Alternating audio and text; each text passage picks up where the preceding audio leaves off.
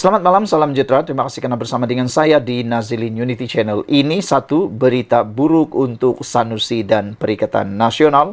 Dipetik daripada mymetro.com. Saudara, sebelum kita teruskan ulasan kali ini, jangan lupa tinggalkan komen Anda, tekan butang subscribe. Sila komen untuk tajuk utama berita kali ini. Sama-sama kita ulas, sama-sama kita fikirkan, dan sama-sama kita cerna dari sudut yang positif ataupun dari sudut pandang Anda sendiri.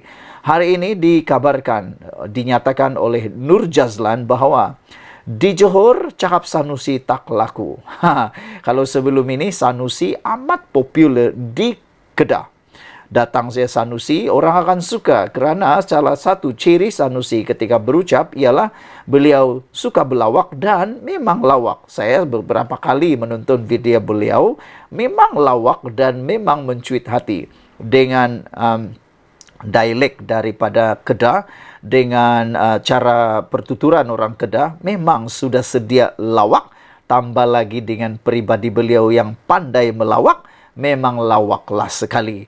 Begitu juga di Selangor. Sanusi sudah pergi ke Selangor dan disitulah insiden di mana Sanusi telah pun didakwa dengan satu pertuduhan akta hasutan kerana didakwa menghina Sultan Selangor. Sehingga Dewan Diraja Selangor membuat laporan polis dan mereka mengharap keputusan dan siasatan segera dapat dilakukan kepada Sanusi dan akhirnya dia didakwa di mahkamah. Dan di situ jugalah bermula apabila Sanusi juga didakwa mempertikaikan titah ke bawah Duli Yang Maha Mulia di Pertuan Agong. Dan dua isu itu menjadi kes yang paling besar dihadapi oleh Sanusi selain rentetan saman beliau. Dan ini apa yang dikatakan oleh Nur Jazlan. Kerana kita tahu tidak lama lagi akan ada pilihan raya di Johor. Dan menurut Nur Jazlan, di Johor cakap Sanusi tak laku. Adakah anda setuju dengan kata-kata Nur Jazlan ini? Terpulang pada anda. Kerana salah satu ciri Johor ialah Johor lebih urbanisasi. Mereka lebih tak dapat dinafikan, Johor lebih maju urban berbanding dengan Kedah. Kedah memang maju tetapi ada bezanya dengan orang Johor. Dan selain daripada itu, Johor juga memiliki penduduk yang berbeza dari segi geografinya dan geososialnya. Jadi, mungkinkah ini benar pada pendapat anda? Dakwaan gelombang Perikatan Nasional PN bakal melanda negeri ini, iaitu Johor, susulan pilihan raya kecil Parlimen Pulai dan Dewan Undangan Negeri Simpang Jeram, bagai bermimpi di siang hari. Ahli Majlis Kerja Tertinggi UMNO, MKT UMNO Datuk Nur Jazlan Mohammed berkata, PN yang membabitkan Bersatu PAS dan gerakan tiada kekuatan di negeri ini. Katanya, kekuatan PN di Johor hanya berkisar di bahagian utara, iaitu di Pagoh, menerusi ahli parlimennya Tan Sri Muhyiddin Yassin dan Parlimen Mersing. Jangan keliru dengan PRN 6 negeri, terutamanya di bahagian utara negara dengan kawasan selatan. Itu hanya dakwaan PN. Kononnya ada gelombang di Johor sokong mereka. Di Johor, cakap Sanusi, Menteri Besar Kedah, Datuk Seri Muhammad Sanusi Maknor, tidak akan laku, kata beliau. Orang Johor ni sederhana dan tidak ekstrim dengan isu agama dan kaum yang dibawakan PN. Katanya pada sidang media selepas majlis pengenalan calon PH dan Parlimen Pulai bagi Parlimen Pulai dan DUN Dewan Undangan Negeri Simpang Jeram di sini hari ini. Hadir sama Presiden Amanah Datuk Seri Muhammad Sabu, 3 Naib Presiden Amanah Adli Zahari, Datuk Mahfuz Omar dan Datuk Seri Mujahid Yusof Rawa serta Pengerusi Amanah Johor Amilul Huda Hassan. Turut hadir Setiausaha DAP Johor Andrew Chen Kang Eng dan Timbalan Pengerusi PKR Jimmy Puah Wee She. Sabtu lalu, Naib Pengerusi Amanah Johor Suhaizat Kait diumum sebagai calon parti itu mewakili PH bagi PRK Parlimen Pulai 9 September ini. Selain itu, Timbalan Ketua Amanah Kawasan Bakri Nazri Abdul Rahman diumum sebagai calon kerusi Dewan Undangan Negeri DUN Simpang Jeram. Dalam pada itu, Nur Jazlan yang juga Timbalan Speaker Dewan Negara turut yakin undi majoriti gabungan PHBN pada PRK Pulai dan Simpang Jeram akan meningkat. Pada PRU 15 November lalu, saya dapat 31.726 undi, manakala Allahyarham Datuk Seri Salahuddin Ayub memperoleh 64.900 undi. Sementara calon PN ketika itu meraih 20.667 undi. Jika undi saya dicampur dengan undi Salahuddin, maka jumlahnya lebih 96.000 undi. Saya yakin undi kepada PHBN akan kekal. Oleh itu, faktanya, di mana datangnya sokongan untuk PN yang mendakwa akan menang jika 90% pengundi Melayu keluar mengundi, katanya. Nur Jazlan yang juga Ketua UMNO bahagian Pulai berkata, jentera UMNO akan digerakkan membantu kempen terutama di kawasan pengundi Melayu di Tampoi dan Kempas. UMNO bahagian Pulai mempunyai 18,000 ahli. Jentera UMNO akan bersama PH bergerak berkempen dan mendekati pengundi di Parlimen Pulai yang terdiri daripada 2 kawasan Dun Kemas dan Perling, katanya lagi. Sebelum kita berpisah, sila tinggalkan komen anda dan jangan lupa tekan butang subscribe untuk mendapatkan isu-isu terkini daripada channel ini, dan tekan butang subscribe itu percuma. Bye-bye. Selamat petang, salam sejahtera. Terima kasih kerana bersama dengan saya di Nazilin Unity Channel, dipetik dari negaramerdeka.com. Wanita ini berang, Sanusi ketuk kepala remaja wanita. Isu ini sudah berlalu beberapa hari tetapi masih panas diperbualkan oleh netizen di seluruh media sosial, Twitter, terutamanya di Twitter, di TikTok dan beberapa media yang lain. Mereka menyebut bahawa kewajaran perbuatan itu mungkin sesuai di tempat mereka, tetapi apabila ianya melibatkan pemimpin besar, ia akan tersebar ke seluruh Malaysia.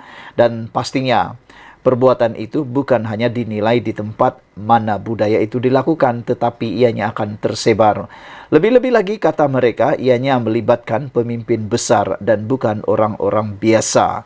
Jadi mereka kata perlu menunjukkan teladan supaya yang menonton itu tidak akan menormalisasikan perbuatan seperti itu. Karena perbuatan itu bukan hanya dilihat, ditonton di kawasan tersebut. Jangan-jangan akan ditiru pula di tempat yang lain dan mula juga trending meniru perbuatan-perbuatan seperti itu. Dan mereka kata tak salah pun. Jadi dah mula trending sekarang ini.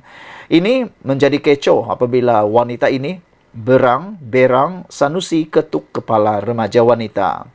Kecoh di laman media apabila Menteri Besar Kedah, Datuk Seri Muhammad Sanusi Maknor, bertindak memukul kepala seorang wanita ketika mengadakan lawatan di sebuah kampung dekat Kampung Budi, Pokok Sena, Kedah pada Sabtu lalu.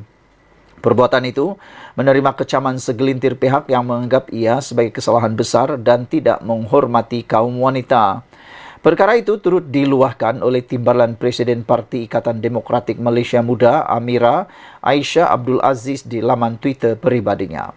Jelasnya, Muhammad Sanusi perlu menjaga adab apabila ingin bergurau dengan rakyat dan tidak menormalisasikan semua perkara sebagai jenaka. Jagalah kehormatan orang ramai, nak bergurau jaga adab. Lebih-lebih lagi pemimpin berpangkat besar macam Menteri Besar, kata beliau. Pemimpin besar buat, pengikut akan ikut sekali. Jangan normalisasikan semua benda sebagai jenaka. Tunjukkan sedikit rasa hormat, katanya menerusi ucapan di Twitter pada Isnin. Terdahulu memetik laporan Malaysia Kini, Sanusi berkata tindakannya itu hanyalah untuk menegur wanita tersebut yang juga seorang pelajar kerana lambat memohon bantuan. Lepuk dengan sehelai kertas surat saja, bukan dengan kayu. Melawak dengan anak-anak. Lagu tu begitulah cara kami kat kampung ini, melawak, kata beliau. Anak tu nak masuk Politeknik Kelmarin dulu baru-baru ini. Pada hari itu baru bagi surat minta sumbangan. Kena lepuklah. Tapi tetap bagi juga RM650 untuk beli barang dia masuk Politeknik, kata beliau. Teguran Amira Aisyah kepada Sanusi dianggap lebih sopan berbanding kritikan yang dibuatnya sebelum ini kepada Perdana Menteri Datuk Seri Anwar Ibrahim. Untuk rekod, pada Jun lalu, Amira Aisyah menggesa Anwar memohon maaf secara terbuka atas tindakannya meminta nombor telefon seorang pelajar perempuan berusia 18 tahun dalam sebuah program di Universiti Sains Islam Malaysia USIM. Memuat naik ciapan panjang di Twitter berhubung situasi tersebut, Amira Aisyah melihat situasi terbabit bukan satu bentuk jenaka, sebaliknya menyifatkan Anwar Ibrahim tidak menghormati kaum wanita.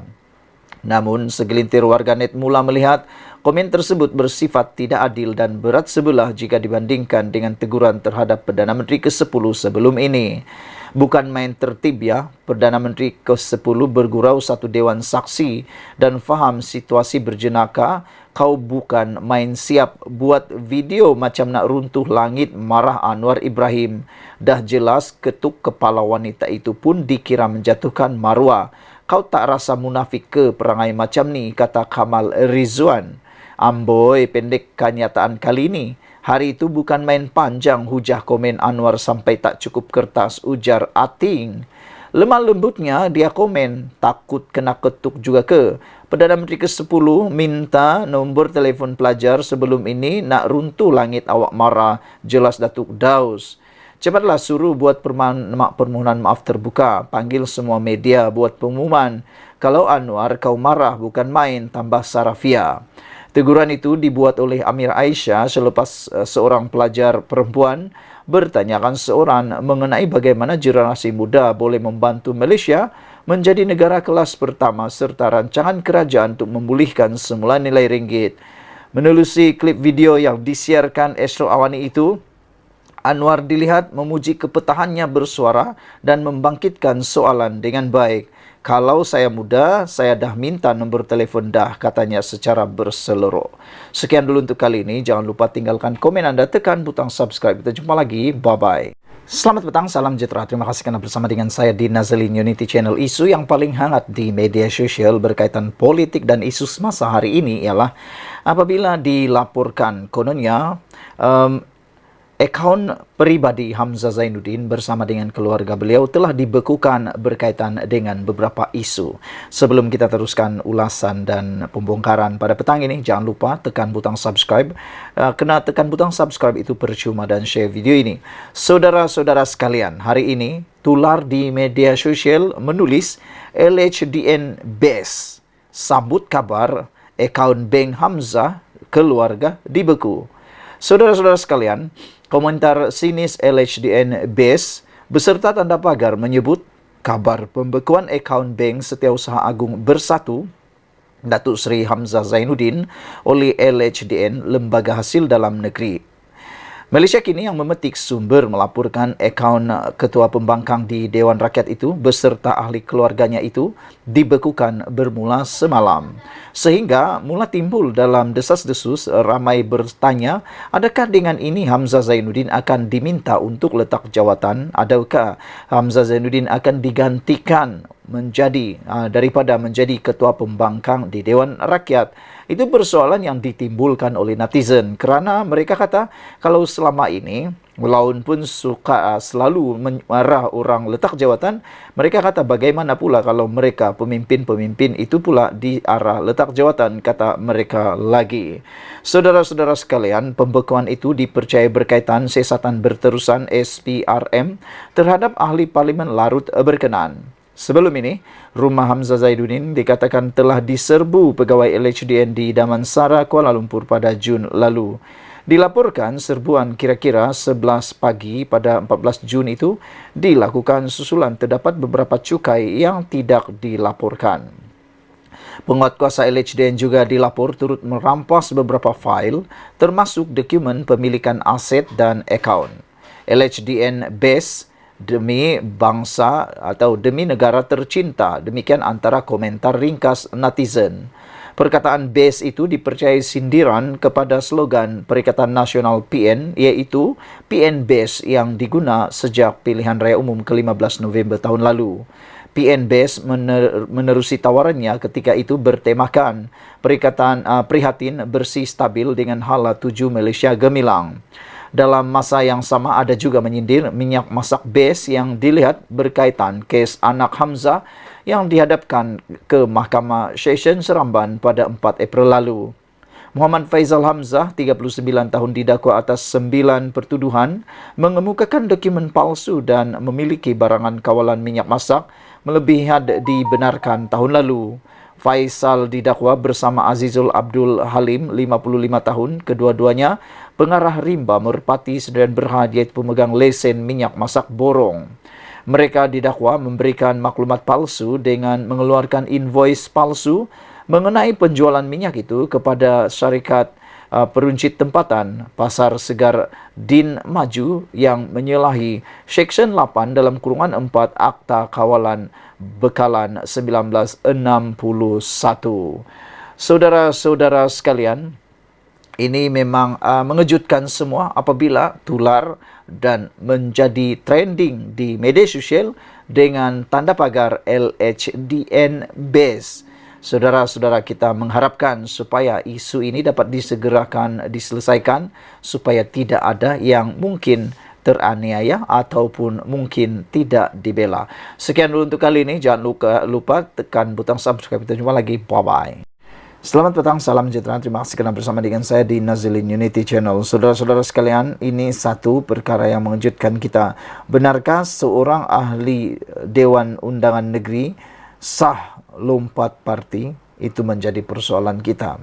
Ini semua timbul daripada satu laporan di Malaysia kini bahawa Adun UMNO Melaka hadiri majlis pelancaran jentera PN.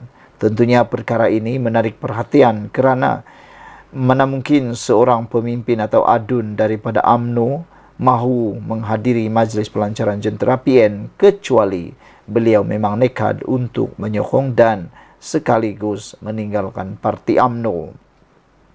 Adun UMNO Melaka Muhammad Jailani Khamis dilaporkan hadir pada sebuah majlis berprofil tinggi Perikatan Nasional di Johor malam tadi.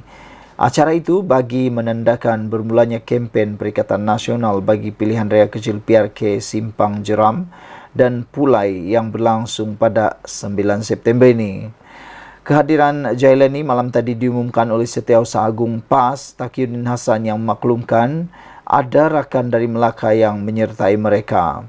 Menurut akhbar The Star, Jailani berkata dia hadir pada majlis itu bagi pihak Mufakat Nasional, sebuah NGO yang diterajui oleh bekas Setiausaha Agung BN Anwar Musa. Anwar Musa dipecat daripada UMNO pada 16 Disember tahun lalu kerana dakwa cuba menggugat UMNO. Susulan itu, dia mengasaskan Mufakat Nasional dan membawa masuk PAS bersama. Saya mewakili Anwar di sini kerana Mufakat Nasional berpegang teguh dengan kepercayaan kepada perpaduan ummah.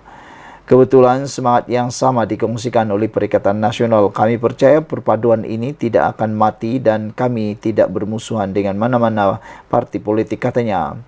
Jailani berkata kehadirannya pada majlis itu bukan bermakna dia akan meninggalkan UMNO. Bukan, kita cuma mahu perpaduan ini diteruskan. Jika tidak melalui PAS, UMNO dan Bersatu, maka melalui Mufakat Nasional sebagai NGO, kata beliau. Perlu ada ruang untuk Parti Melayu duduk bersama dan bersatu, katanya lagi. Tindakan Jailani itu dijangka akan menimbulkan rasa kurang senang di kalangan pimpinan UMNO yang berikrar akan menyokong usaha kerajaan Pakatan Harapan dalam mempertahankan kedua-dua kerusi tersebut. Jailani dilantik sebagai adun Rembia pada tahun 2018 dan atas tiket PKR sebelum berpaling tadah pada tahun 2020. Dia menyertai UMNO setahun kemudian. Setelah dipilih semula semasa pilihan raya Dewan Undangan Negeri Melaka 2021 atas tiket BN, dia dilantik sebagai anggota Exco Kerajaan Negeri Ketua Menteri ketika itu Sulaiman Mat Ali. Bagaimanapun, apabila Abdul Rauf Yusuf mengambil alih jawatan Ketua Menteri pada tahun ini, Jailani digugurkan. Jailani mempertahankan kerusi Rembia pada 2021 dengan meraih 41.6% undi pada Julai lalu. Dun Melaka meluluskan undang-undang anti lompat parti yang bertujuan mana-mana wakil rakyat daripada beling tada. Saudara-saudara sekalian, ini satu berita yang memang menggemparkan kita apabila seorang ahli Dewan Undangan Negeri daripada UMNO tiba-tiba pula bersama dengan pelancaran jentera Perikatan Nasional. Namun demikian, apa yang mengejutkan kita ialah Tiada jalan untuk mereka coba-coba lompat parti karena sekarang ini sudah undang-undang anti lompat parti. Sekian dulu untuk kali ini. Jangan lupa tinggalkan komen Anda, tekan butang subscribe. Kita jumpa lagi. Bye-bye. Selamat petang, salam sejahtera. Terima kasih karena bersama dengan saya di Nazilin Unity Channel. Ini satu keputusan daripada Mahkamah LHDN yang amat mengejutkan seluruh rakyat Malaysia. Ianya berkaitan dengan Hamzah Zainuddin. Hari ini disahkan bahawa LHDN telah membekukan akaun bank Hamzah Zainuddin dan keluarga beliau. Lembaga Hasil Dalam Negeri LHDN dilaporkan mengambil tindakan membekukan akaun bank milik seorang pemimpin pembangkang dan ahli keluarganya. Sumber yang tahu berkenan perkara itu mengesahkan kepada Malaysia Kini bahawa ahli politik tersebut ialah Setiausaha Agung Bersatu iaitu Hamzah Zainuddin. Sumber itu juga berkata akaunnya dibekukan bermula hari ini. Tindakan berkenan dipercayai ada kaitan dengan siasatan berterusan SPRN terhadap ahli politik berkenan.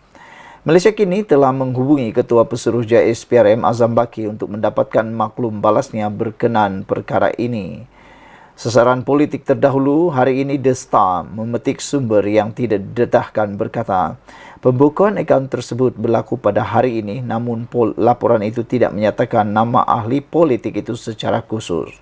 LHDN enggan mengulas lanjut mengenai perkara itu dan menjelaskan hanya pihak yang terlibat boleh mengesahkan pembekuan akaun berkenan. Pun begitu, beberapa sumber yang rapat dengan pemimpin terbabit memberitahu The Star, tindakan yang diambil ke atas tokoh politik pembangkang berkenan memang benar. Ia berlaku tetapi ahli politik berkenan tidak terganggu dengan langkah tersebut, kata beliau. Saya pasti dia ada alternatif lain, sebab itu dia tidak bimbang mengenai pembekuan akaun tersebut, kata sumber itu. Sementara itu, Sinar Harian memetik sumber menyatakan ahli politik terbabit ialah Hamzah Zainuddin. Bukan sesuatu yang mengejutkan dan memang Hamzah menjadi sasaran politik, kata sumber tersebut. Pada Jun lalu, Malaysia Kini melaporkan pegawai LHDN menyerbu kediaman Hamzah Zainuddin di Kuala Lumpur dan sejumlah fail serta dokumen berkaitan akaun dan pemilik asetnya dikatakan disita. Awal bulan ini, Hamzah yang juga Ketua Pembangkang Parlimen menghantar surat tuntutan kepada kerajaan dan Azam bagi menuduh mereka menyalahgunakan kuasa untuk mendakwanya atas kesalahan yang tidak dilakukan, kata laporan ini. Saudara-saudara sekalian, ini memang mengejutkan kita apabila akaun bank Hamzah Zainuddin dan keluarganya telah pun dibekukan. Ikuti terus ulasan selepas ini.